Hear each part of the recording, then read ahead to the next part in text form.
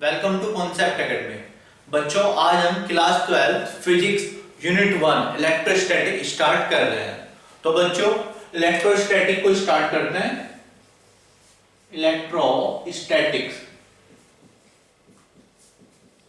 Electrostatic बच्चों, मैंने वैसे तो आप लोगों ने फर्स्ट वीडियो देखी होगी जिसमें मैंने पूरी क्लास 12 का एक ही वीडियो में समरी बोल दो, ओवरव्यू बोल दो, वो मैंने एक्सप्लेन किया था। उसमें मैंने यूनिट 1, 2, 3, 4 10 की 10 यूनिट बताई, मतलब 14 ही 14 chapters.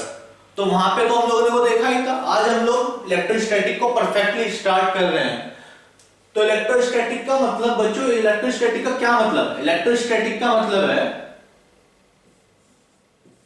it deals with study of electrostatic deals with study of forces, fields and potentials।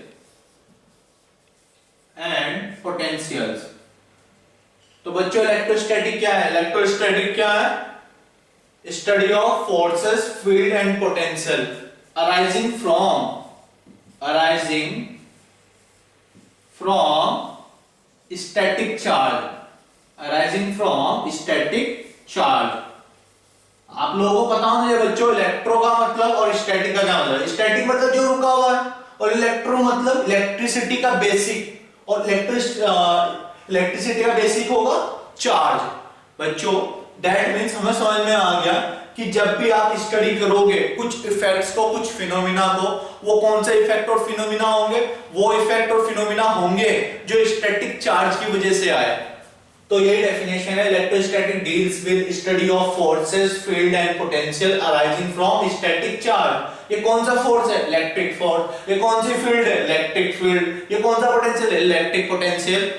तो स्टैटिक चार्ज की वजह से जो भी फोर्स बना, जो भी फील्ड हुई या पोटेंशियल हुआ, उन सब के स्टडी को ही इलेक्ट्रोस्टैटिक बोलते हैं। बच्चों, इलेक्ट्रोस्टैटिक को जो ये यूनिट 1 है, ये यूनिट 1 है, 2 चैप्टर में पढ़ना है। एनसीईआरटी का चैप्टर 1 और एनसीईआरटी का चैप्टर 2। बच्चों, एनसीईआरटी का जो चैप्टर 1 है उसका नाम है इलेक्ट्रिक फील्ड एंड फोर्स।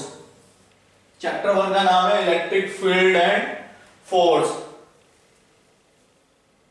या इलेक्ट्रिक फील्ड एंड फोर्स नहीं, बल्कि इसको ऐसे बोलो, electric charge and field. Electric charge and field जो आप लोगों का चैप्टर 2 है, जो बच्चों आप लोगों का चैप्टर 2 है, उसका नाम है electric potential and capacitance. Electric potential and capacitance. Electric potential and capacitance. तो बच्चों, ये आप लोगों के 2 चैप्टर हैं। आज हम लोग चैप्टर 1 स्टार्ट कर रहे हैं। चैप्टर 1 के कुछ टॉपिक पढ़ेंगे और इसी तरीके से आप लोगों के continuously topics wise chapter complete होंगे और चैप्टर वाइज आप लोगों का पूरी की पूरी बुक कंप्लीट हो जाएगी। बच्चों, चैप्टर 1 स्टार्ट करते हैं, electric charge and field. Electric charge and field. Charge and field. तो बच्चों, टॉपिक 1 है जहां पे इलेक्ट्रिक चार्ज। टॉपिक 1 यहां पे है इलेक्ट्रिक चार्ज। क्लास 6 से बच्चों, एग्जैक्टली क्लास 6 से फैकल्टी आप लोगों को ओवरव्यू देना शुरू कर देती है। चार्ज हम लोगों को जनरली पता होता है। चार्ज अगर मैं पूछता हूं किसी भी बच्चे से, पिछले इतने सालों से देखता आ रहा हूं, मैं बच्चे को पूछता हूं चार्ज क्या है, तो एक सिंपल सा आंसर आता है, sir positive charge, sir negative charge. Positive negative charge के अलावा कुछ मतलब भी तो होगा। चार्ज का क्या मतलब है? क्या मन में सोचा आप लोगों ने? वीडियो पॉज करो, सोचो कि चार्ज का क्या मतलब है, तभी हमें समझ में आएगा रियलिटी में फिजिक्स पढ़ना क्या होता है। बच्चों, पॉजिटिव और निगेटिव चार्ज आंसर देने के बाद ये नहीं कि आंसर हो गया। मैंने पूछा टाइप्स ऑफ चार्ज नहीं पूछा, मैंने पूछा चार्ज का क्या मतलब है। बच्चों, दिमाग में आया? नहीं आया? चलो पढ़ते हैं इलेक्ट्रिक चार्ज क्या मतलब है।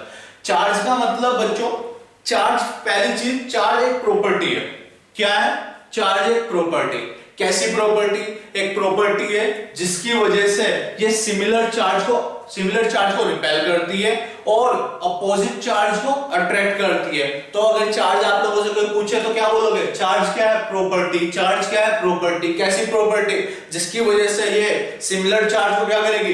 रिपेल करेगी और अपोजिट चार्ज को क्या करेगी? ये अट्रैक्ट करेगी। Charge is an additional property. Charge को क्या बोलोगे आप? एक एडिशनल प्रॉपर्टी बोलोगे। Additional property. चार्ज क्या है बच्चों? Additional property. कैसी प्रॉपर्टी? जिसकी वजह से ये सिमिलर चार्ज को क्या करेगा? सिमिलर को क्या करेगा? मतलब प्लस वाला प्लस को क्या करेगा? रिपेल, और माइनस प्लस वाला माइनस को, जो सिमिलर नहीं होगा, जो डिफरेंट होगा, उसको क्या करेगा? अट्रैक्ट। तो चार्ज एक वो प्रॉपर्टी है, एडिशनल प्रॉपर्टी है, जिसकी वजह से ये सिमिलर चार्ज को क्या करेगा? रिपेल करेगा, अपोजिट चार्ज को क्या करेगा? ये अट्रैक्ट करेगा। Is it clear?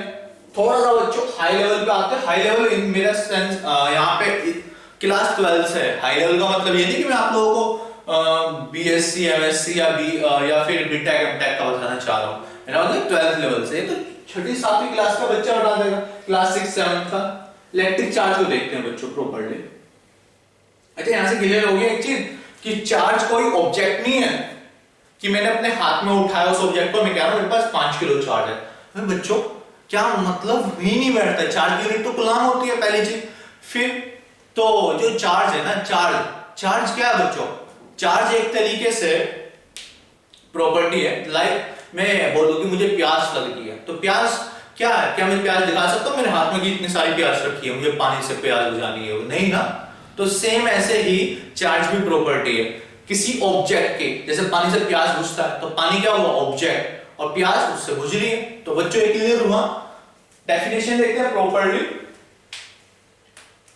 तो डेफिनेशन ये है बच्चों यहां पे, the additional property of protons and electrons, the additional property of protons and electrons which give rise to the additional property of protons and the additional property of protons and electrons, protons and electrons which give rise to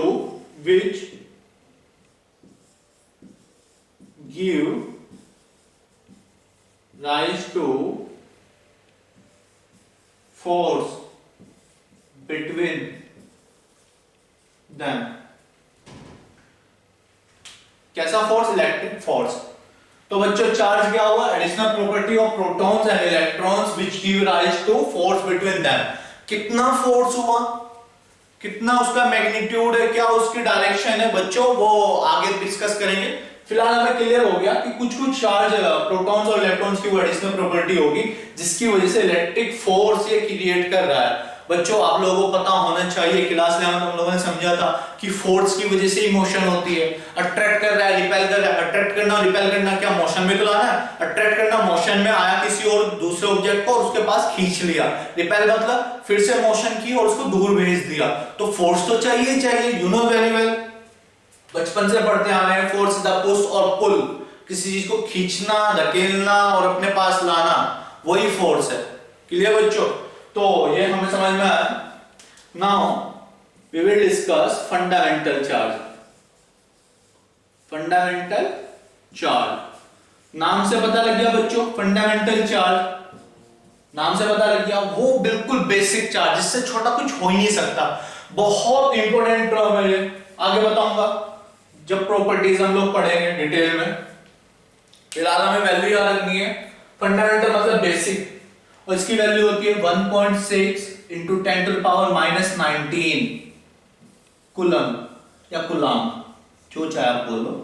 1.6 into 10 to the power 19 coulomb, ये fundamental charge है बच्चों।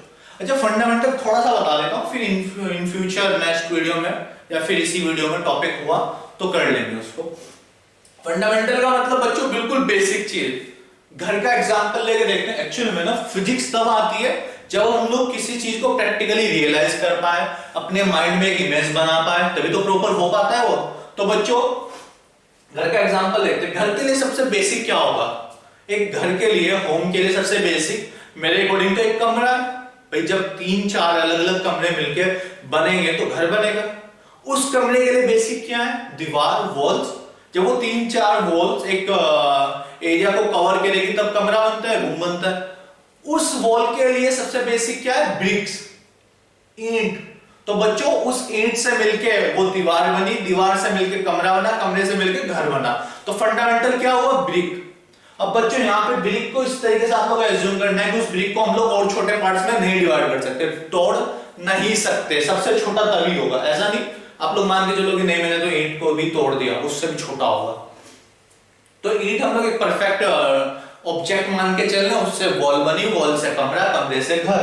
तो वही ही ऐसे ही यहाँ पे fundamental charge क्या है, E 1.6 × 10⁻19 कूलम। अब यहाँ पे एक एग्जांपल बताता हूँ किसने कहा कि क्या 1 × 10⁻⁻19 1 ×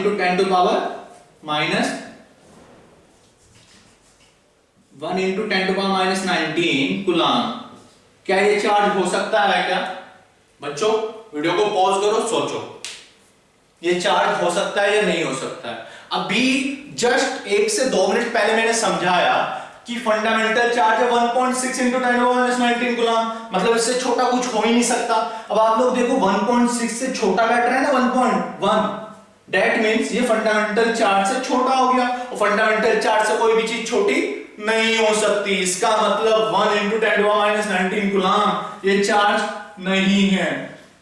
1 × 10⁻19 कूलम ये चार्ज नहीं होगा बच्चों। अगर मैं कहूं 0.5 × 10⁻19 कूलम कि ये चार्ज होगा या नहीं होगा, ये भी चार्ज नहीं होगा बच्चों। 1.5 × 10⁻19 कूलम ये भी चार्ज नहीं होगा, क्योंकि ये सब 1.6 × 10⁻19 कूलम से वैल्यू से छोटे हैं, जो कि हमारा फंडामेंटल चार्ज होता है। अगर मैं बोलूं कि अगर बच्चों मैं बोलूं 1.6 × 10⁻18 कूलम, क्या ये चार्ज होगा या नहीं होगा? बच्चों इसको भी देखते हैं कि ये इसकी वैल्यू के बराबर है या नहीं। इस 1.6 को मैं क्या लिख सकता हूं, 10 × 1.6 × 10⁻19 कूलम क्या लिख सकता हूं मैं बच्चों, 10 × -19 10 × -18 बनेगा ना। अगर मैं इससे और इसे मल्टीप्लाई करूं तो यही वाली वैल्यू मिलेगी ना। दैट मींस ये हमारा फंडामेंटल चार्ज था, तो फंडामेंटल चार्ज का 10 टाइम्स हो रहा है, इसका मतलब उससे ज्यादा है, और ज्यादा होने का मतलब बिल्कुल ये चार्ज है। तो क्लियर हुआ, उससे छोटा ना हो इस वाली वैल्यू से, इससे बड़ी हो जाए। क्लियर बच्चों, इसको और डिटेल में आगे पढ़ेंगे। उस टॉपिक को बोलते हैं हम लोग क्वांटाइजेशन ऑफ चार्ज। आगे अभी नहीं, छोटे छोटे से 2 पॉइंट रह गए, वो भी देख लेते हैं। चार्ज की यूनिट अच्छा देख ली हम लोगों ने, मैं बार बार रिपीट कर रहा हूं, कूलम, COULOMB कूलम, या कूलम भी बोलते हैं कुछ। अच्छा कूलम का सीन क्या है बच्चों, एक्चुअली में कूलम नाम के साइंटिस्ट थे, उन्होंने इसको बताया, दैट्स व्हाई उन्होंने अपने नाम से यूनिट रख दी कूलम। बहुत इंपोर्टेंट, क्वांटिटी कैसी है, क्वांटिटी कैसी है, स्केलर है वेक्टर है, स्केलर है वेक्टर है, चार्ज चारों तरफ फैलता है, चारों तरफ। आप लोग ही नहीं सकते, पर्टिकुलर डायरेक्शन नहीं बता सकते, फटाफट से वो इधर उधर सारे में मोशन कर रहा होता है। That's why it is the scalar quantity, it is the scalar quantity. ये वेक्टर क्वांटिटी नहीं होगी। कैसी क्वांटिटी है ये, स्केलर क्वांटिटी।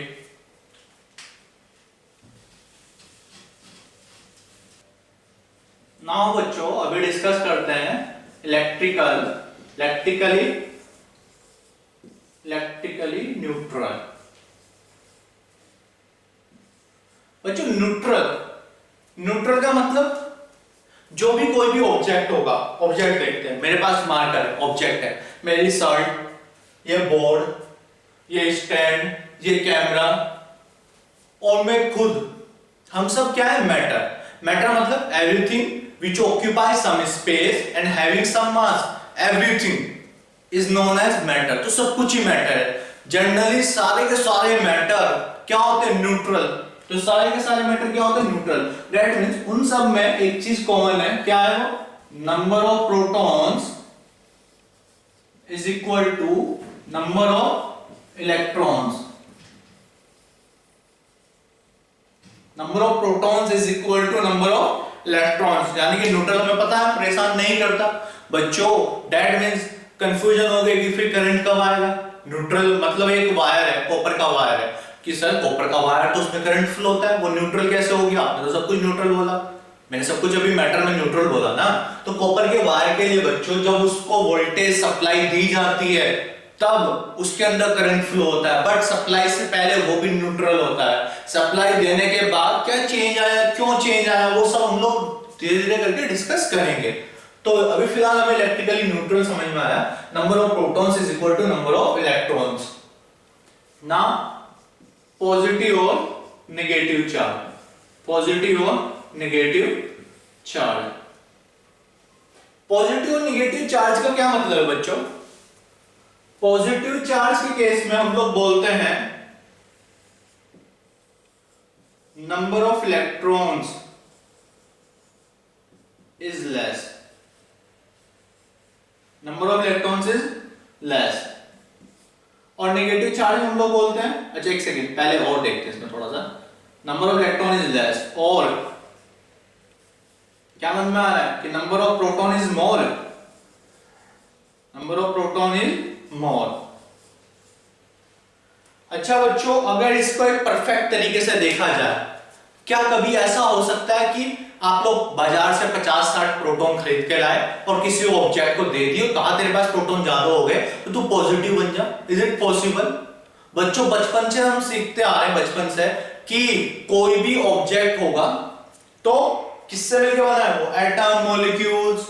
और एटम के अंदर किस तरीके का अरेंजमेंट होता है? एक न्यूक्लियस होता है और उस न्यूक्लियस के अंदर प्रोटॉन्स बाउंड होते हैं, उस न्यूक्लियस के अंदर प्रोटॉन्स बाउंड होते हैं और इलेक्ट्रॉन्स उसकी ऑर्बिट में चारों तरफ मूव करते रहते हैं। एनर्जी दोगे तो एनर्जी लेके कहीं और जंप भी कर जाएंगे, एनर्जी डाउन हो गई तो अपने ग्राउंड स्टेट पे गिर भी जाएंगे, वापस से आ जाएंगे।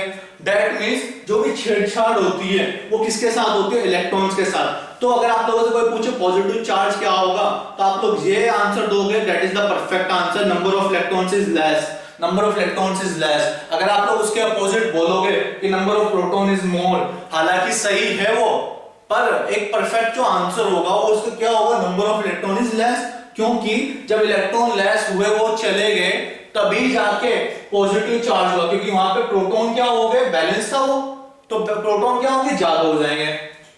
क्लियर बच्चों? ये इस तरीके से है कि कोई एक एटम है, कोई एक मैटर है जिसके अंदर 10 इलेक्ट्रॉन है और 10 प्रोटॉन है। 10 क्या है?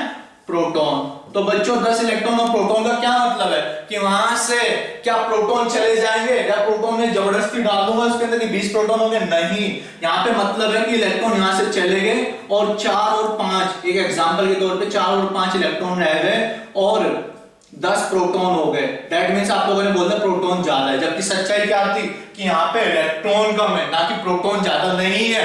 क्या है यहाँ पे? इलेक्ट्रॉन कम है। ये क्लियर हुआ बच्चों? Now we will discuss negative charge, now we will discuss negative charge. कि नेगेटिव चार्ज क्या होगा? नेगेटिव चार्ज का क्या मतलब है बच्चों? हम लोगों ने देखा कि नेगेटिव चार्ज में number of electron is more, number of electron is more, number of electron is more. Again number of proton is less बोल सकते हो, पर क्या वो सही है? नहीं है, बिल्कुल भी सही नहीं है, क्योंकि प्रोटॉन कहीं जा ही नहीं सकते। दैट मींस यहाँ पे इलेक्ट्रॉन्स आए हैं। इलेक्ट्रॉन्स कैसे आए, क्यों आए, वो सब कुछ धीरे धीरे करके हम लोग सीख लेंगे क्या हुआ क्या नहीं। तो बच्चों क्लियर है? आई थिंक ये बेसिक्स फंडामेंटल आप लोगों से आ गए होंगे। मैंने अपनी तरफ से फुल कोशिश की है कि आप लोगों से सब चीजें आ जाए। अगर कोई कंफ्यूजन है तो मुझे कमेंट में लिख के बताइए कि क्या कंफ्यूजन। नेक्स्ट वीडियो में उसको पूरा डिस्कस किया जाएगा। क्लियर बच्चों?